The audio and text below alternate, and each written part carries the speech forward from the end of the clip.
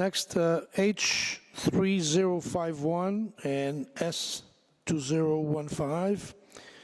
And we have signed up Tom Emswiler. Did I pronounce that correct? And that's virtual.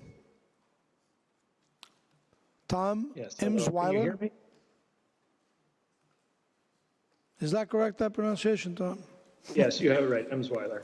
Great. Go ahead, we can hear you. Great. Thanks so much. Chair Collins, Chair Cabral, and members of the Joint Committee. My name is Tom Emswiler, and I'm from Quincy, Massachusetts. I'm here to request your support for S 2015 and H 3051, which would extend our observance of summertime from 8 months a year to year-round. In addition to losing those miserably early dark afternoons, we'd also see health benefits from losing Sleepy Monday every spring, a dangerous day where we give millions of people jet lag. A few years ago, this legislature created the Special Commission on the Commonwealth's Time Zone. I was honored to serve on the commission. We met throughout 2017. Our report was issued in November 2017. By a vote of 9-1, the commission endorsed a careful, deliberate, regional move of Massachusetts and other states to observe Atlantic Standard Time year-round, effectively the same as having daylight saving time year-round. For 8 months a year, there would be no change. This bill would have us join with other states to petition the U.S. Department of Transportation to allow us all to move to Atlantic Standard Time. Our commission found that Atlantic Standard Time could encourage residents to dine out and shop more. Extra daylight could also save energy and reduce greenhouse gas emissions without the need for artificial light. Eliminating the spring forward change could also reduce heart attacks, car accidents, workplace accidents, and cyber loafing. Regarding school start times, it's true that if we adopt this change in a vacuum, we'd have kids walking to school in the dark. My wife and I have 2 children in public school. I would never suggest making a change that puts them or any other children in harm's way. We learned that pediatric sleep experts recommend that school not start until 8:30 a.m., well after an Atlantic time sunrise. This bill even includes a provision directing the Department of Elementary and Secondary Education to convene a task force to study the lack of time change, hold hearings, and issue a report for how to make this transition work for students, teachers, and families. I appreciate the Joint Committee holding this hearing and for the opportunity to testify. Our commission met throughout 2017, studied the issue, and recommended that we make this change. S 2015 and H 3051 would get us there. Thank you, and I'm happy to take any questions. Thank you very much for your testimony. Any questions or comments from the committee? Seeing none, thank you very much. Thank you. Next testimony on H3103. And we have the first person that signed up in person is Dr. Karin Johnson.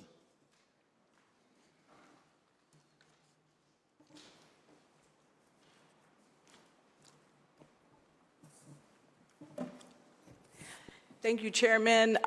Thank you, other representatives, those who have already endorsed this bill.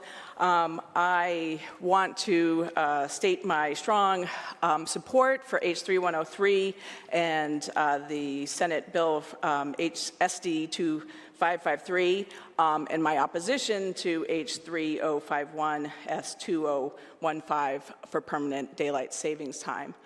I am a professor of neurology, a sleep medicine specialist, a mother, and I am the co-chair of the Coalition for Permanent Standard Time, which represents thousands of sleep medicine experts and specialists and public health experts focused on sleep. I support this bill for 3 main reasons. First, permanent standard time is like having Superman fighting for you. Just like Superman is powered by the sun can help improve our health, our well-being, and our economy. Daylight savings time, on the other hand, is like having kryptonite in our back pocket, working against our body clocks. The second reason is because standard time is best for our families, our children, our workforce, and voting for it will help break down structural disparities. Third, I support permanent standard time because it's the only viable way to end time change. Permanent daylight savings time is federally prohibited, and we've tried it twice before, and it's failed twice before. And lastly, it most aligns with our voters' values. So I want you to think about why this is. If any of you have tried to fall asleep on time when you have to get up early in the next morning, sometimes you just can't. That's the power of our internal clocks that are telling us when we can go to sleep. You can't just force people to go to sleep earlier than they need to. And so our body clocks are in every cell, and they are critical for our health and our well-being. Now, daylight savings time is an artificial time that misaligns with our clocks and has those fighting against us. Daylight savings time does not add any extra hours of sunlight to the day, and it's especially bad in the winter when it robs morning sun. And in Massachusetts, we would have sunrises after 8 a.m. for up to and over 2 months, depending on where you are. The western edge of the state, where I live in Springfield, Mass, is more affected. On the other hand, if we go for permanent standard time, we can use the power of the naturally aligned clock time to improve our health. There are studies, and I think there's a handout that I'm going to pass out. Many of them came out after that committee in 2017, showing what are the effects of being on a misaligned time. So in terms of health, we know that when we are in daylight savings time, we increase the risk of heart attacks throughout that whole time. We increase the risk of obesity. We increase the risk of cancer. In terms of safety, there's actually an increase of fatal car accidents when the sun sets later. In terms of mental health, we see an increased risk of depression. We see increased rates of suicide with later sunrises and sunsets. And finally, we have studies that show academic achievement is worse. And workplace productivity is worse. A lot of people make you want to believe that permanent daylight saving times only affects you in that spring. And certainly after that change, there's an increased risk of heart attacks, strokes, fatal car accidents. But just because getting rid of that is better, that doesn't mean that putting us on the unfavorable time is better. It is critical that we go to permanent standard time. As a mother, one of the reasons I fight for this is because permanent daylight savings time has the biggest effects on our adolescents, our teenagers, when they're at the most critical state where their health, whether they're getting mental health problems, whether they're developing diabetes, whether they're doing badly in school, can be affected. The other people that are affected by this is anyone who have job start times that is earlier than the amount of time that we need to be able to get up and get enough sleep at night. And this disproportionately falls on our minorities, our lower income workers that tend to have these jobs. We can also help people with putting money in their pockets. Newer studies have shown that permanent daylight savings time actually increases heating costs and air conditioning costs and increases residential utility bills. We know that there's increased health care bills. We know that there's increased gasoline spending when we're on daylight savings time. We know that standard time best aligns with religious practices that align with the sun. So overall, despite the fact there are polls that say that more people want permanent daylight savings time, when you ask these same people their values, they align best with permanent standard time. Massachusetts has long been a leader on healthcare issues, on mental health, on families, on workers, and this is yet another bill that we can pass to really lead the country, saying this is the way to end clock change. And finally, it's important to know that this bill will not have us go to permanent standard time immediately. It relies on the passage of bills in states like New Hampshire, Rhode Island, Connecticut, and Vermont. But passing this bill is critically important because we want the federal government to end time change once and for all with permanent standard time, and we need a state to start this movement. We need Massachusetts to pass this bill and say it's time. Thank you for your testimony. Any questions, any comments? If not, you're going to testify? Thank you, sir. Can you identify yourself? Yep, my name is Dr. Anthony Izzo, and thank you for the opportunity to testify today on the matter of ending biannual clock change and adopting permanent standard time here in the Commonwealth. I'm a board-certified sleep neurologist practicing at St. Vincent Hospital in Worcester, Massachusetts, and I live in Northbridge in the Blackstone Valley.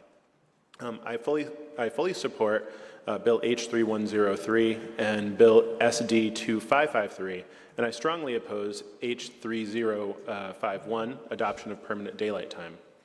75% of American citizens favor ending clock change, but that leaves us with the question of whether to adopt permanent standard time or permanent daylight time. Permanent standard time is endorsed by the American Medical Association, the American Academy of Sleep Medicine, the American Academy of Neurology, the National Sleep Foundation, the World Sleep Society, the Sleep Research Society, the National Safety Council, the National Parent-Teacher Association, and a variety of other professional societies and organizations. This is because permanent standard time aligns with our brain's clocks, our circadian rhythms.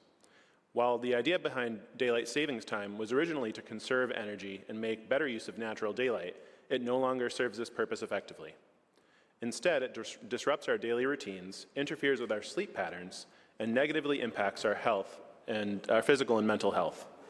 Circadian time follows the sun, not our watches or our phones.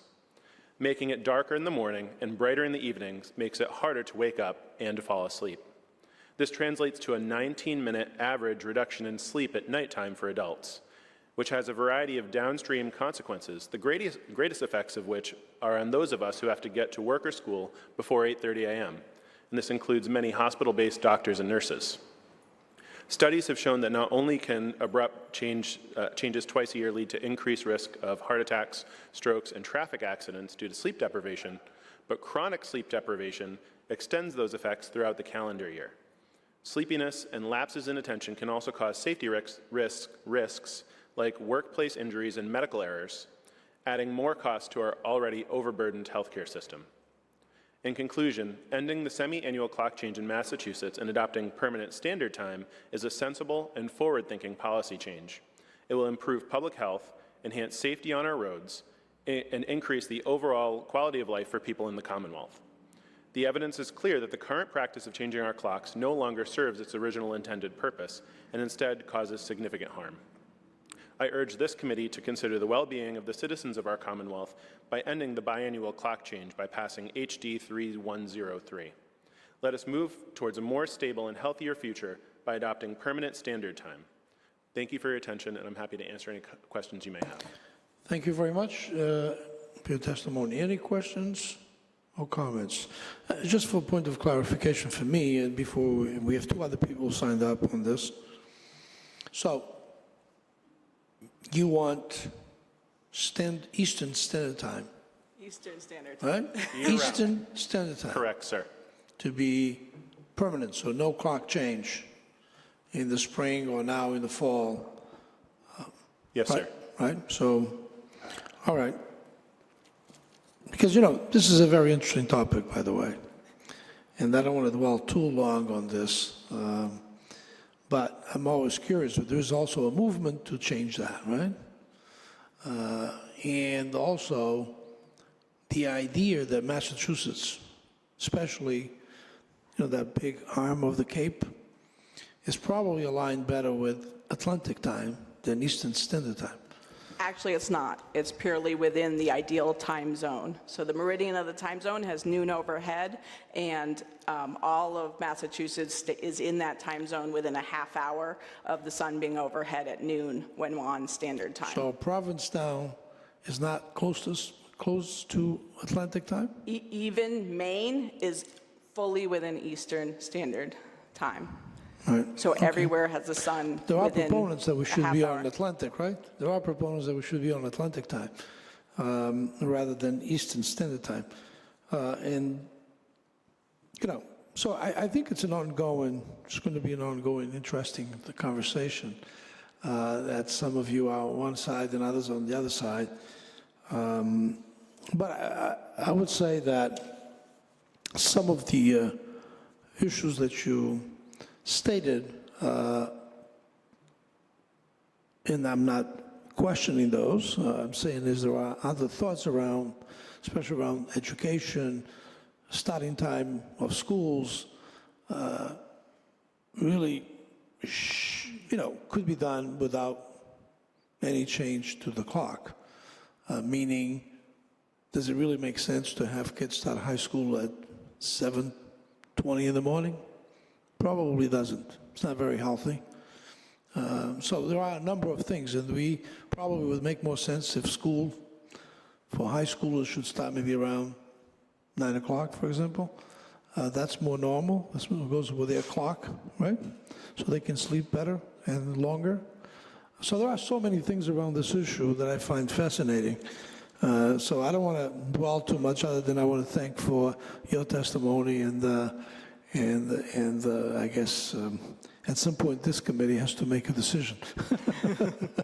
And happy to talk to any of you more with more data. But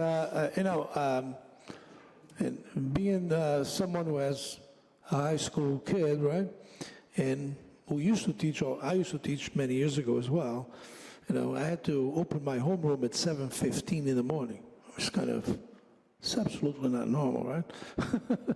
But that's where we live. We live in this society that, imposes things that probably are different than our body clocks work.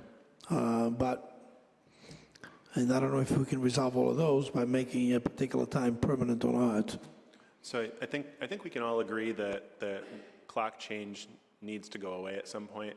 But just think about opening your homeroom at 7:15 and it still being dark for another hour outside for 4 months out of the year.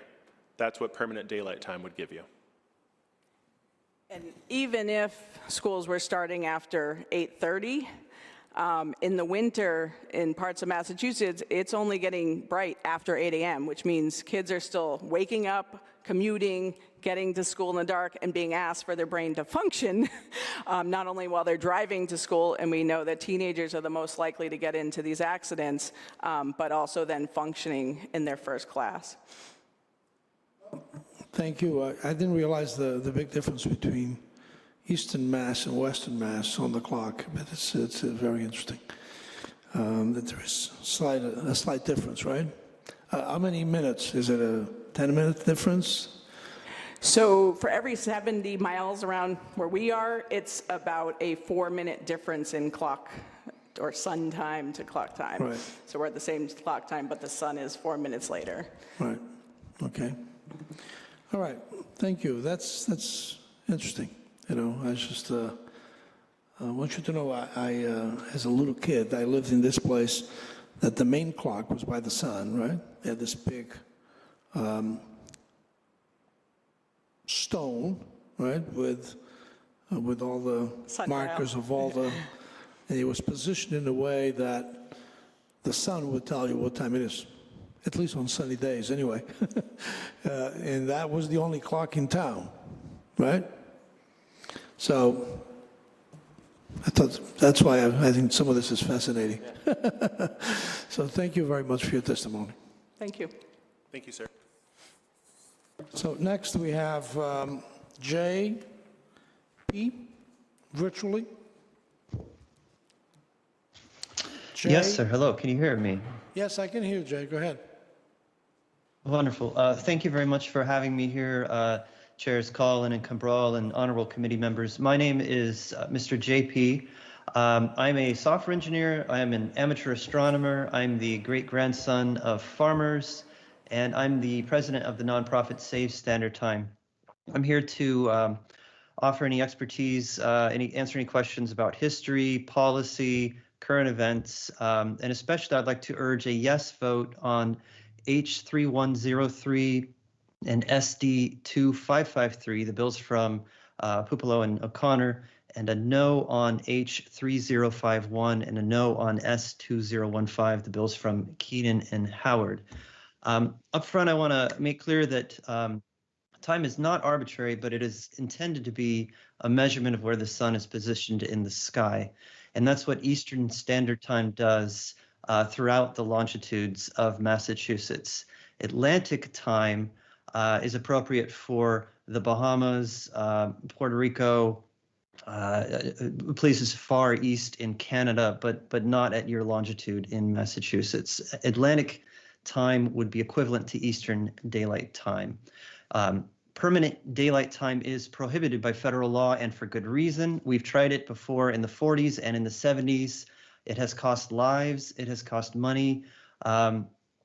People go into it thinking that it'll make the winter feel like summer, but it really makes the winter feel like a worse winter, where you're delaying the sunrise past 8, close to 8:30 in parts of Massachusetts. People want to sleep later. They don't want to be forced to go to school or work early in the dark, especially in the winter when you're dealing with icy roads, snow plows, and these sorts of complications. Permanent Eastern Standard Time would be great. It would be good for your health, your safety, your education, your economy, especially for kids, essential workers, those who work outdoors, and some religious communities that time their prayers to the sunrise. There's broad support for Eastern Standard Time, the Medical Massachusetts Society, the American Medical Association, even Bloomberg and Cato. It would be federally approved. This is the way it's designed to end clock change. If you want to end clock change, you're supposed to exempt your state from daylight time, and that's what's been done in Arizona, Hawaii, and the 5 territories. This bill has a clause to delay its effective date until neighboring states join a pact, and that's a very good move. I recommend making it more politically viable. It sends a good signal to your region and to Congress that Massachusetts is done with clock change and wants to return to the natural time, Eastern Standard Time. There was a mention of school start times. Doctors are already recommending that school not start before, I think it's 8:30 in the morning. If you were to move to Eastern Daylight Time, that would change the recommendation to 9:30 in the morning, and then that would create scheduling complications that would need to be solved. Whereas if you keep Eastern Standard Time, then you keep with the current recommendations of starting school later. Also, it was mentioned that the 2017 study is a bit outdated. It was referring to many short-term studies. And yes, we do see that when we change the clocks, suddenly there might be a boost in shopping in the evening. But if we were to permanently adopt the clock, there's no data showing that that would last. Whereas the history shows that if we permanently adopt the wrong clock, it can harm productivity, and that affects the economy overall. Once again, I'm glad to answer any questions you might have. There are many neighboring states, New Hampshire, New York, Vermont, with similar bills for Eastern Standard Time. So I encourage you, please, yes on H3103, SD2553, no on H3051, S2015. Thanks again. Thank you very much for your testimony. Any questions from the committee? Seeing none, thank you very much for your time and your testimony. Next, we have Christina Cronin. Christina Cronin. Go ahead, we can hear you. Can you hear me? Yes, we can. Okay, great. Okay. Thank you. Well, good afternoon, committee members and invited guests. My name is Christina Cronin, and I'm a citizen of Chicopee, Massachusetts. And I am one of 75% of Americans who want to stop clock changes. I suffer from both sleep apnea and seasonal affective disorder, and clock change impacts my ability to function to the best of my ability, and it impacts my health. I am here to support approving permanent standard time and support Bill H3103 and urge you to vote yes. The facts are clear. Permanent daylight savings time is the wrong way to end clock change. Daylight savings time causes long-term misalignment of our body rhythms. It causes depression and reduces productivity, which has economic repercussions and negatively affects our children's ability to function and learn at school. Experts from the American Medical Association and the National School Boards Association all agree we need to stay on permanent standard time. After all, it is what nature intended. I'm also a member of Build the Error, where I volunteer as part of a national transportation safety advocacy group which is a member of the United States Department of Transportation's Allies in Action. And we have reviewed the data around increased accidents related to clock change. Permanent standard time will reduce drowsy driving and improve safety for our children at bus stops due to more light in the morning. So please listen to the experts. You've heard from some wonderful medical professionals today who really know their stuff. So stop clock change, keep standard time the norm, and the health and safety of our residents and constituents will be much better because of it. Thank you. Thank you very much for your testimony. Any questions? We have a question from Senator Lovely.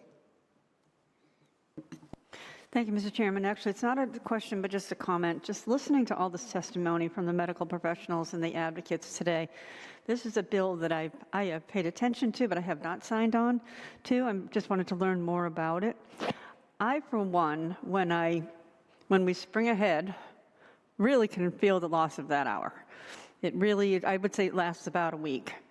And then when we fall back, I really enjoy having that extra hour. But still, again, it makes an impact.